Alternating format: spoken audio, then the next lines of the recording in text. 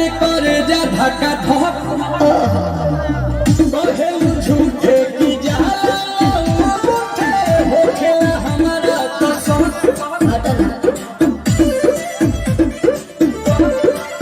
सुनो ना जी सैया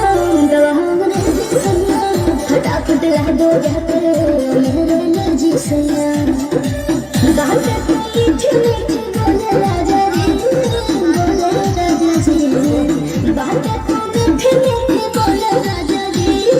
बोले राजा जी कमरिया बोले बोले कमरिया बोले बोले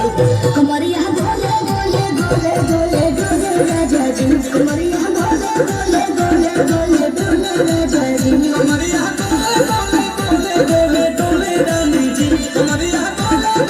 बोले बोले बोले रानी जी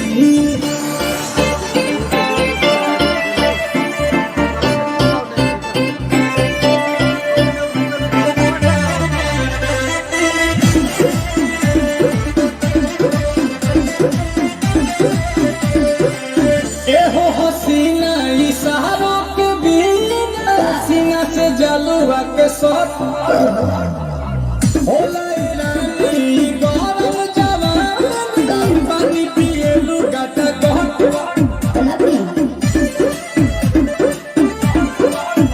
या कमरे में चलो जरा सा बोलो केवल हंसी जैसा दे तुम्हें मुझे न पूछो बोले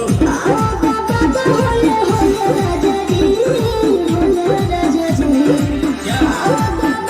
बोले राजा जी